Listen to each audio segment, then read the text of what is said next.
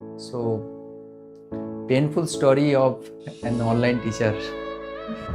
শুধু আমার নয়, প্রত্যেক অনলাইন টিচারের জন্য এটা অনেক বড় চ্যালেঞ্জিং একটা ব্যাপার। অত সহজ নয় বাবু।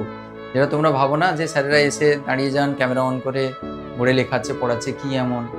অত সহজ ব্যাপার নয়। কেউ নেই না, অডিয়েন্স নেই। তো তোমরা অফলাইনে যখন সামনে বসে থাকে সবাই, তখন একটা আই কন্ট্যাক্ট হয়, হাসি মজা গল্প করে করে কেটে যায়। একাই মনে মনে ফিল করা, হ্যাঁ ওরা বসছে এখানে, ওরা দেখছে আমার ক্লাস, ওরা উত্তর দিচ্ছে। এটা অনেক বড় আর্ট।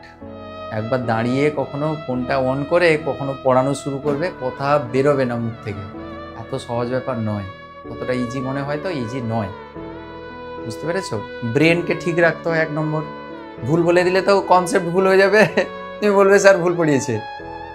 এত লাইট জ্বলছে এখানে, কন্টিনিউয়াসলি লাইট জ্বলছে, ডিজিটাল বোর্ডে লাইট রয়েছে, ভীষণ গরম লাগে পড়াতে গেলে, দাঁড়িয়ে থাকতে হয়, পা যন্ত্রণা করে। এই যে চেয়ারের উপরে পা তুলে মাঝে মাঝে দাঁড়ায়, পা যন্ত্রণা করে, কোমর যন্ত্রণা করে। তার মাঝেও ব্রেন ঠিক রেখে ক্লাস করতে হয়।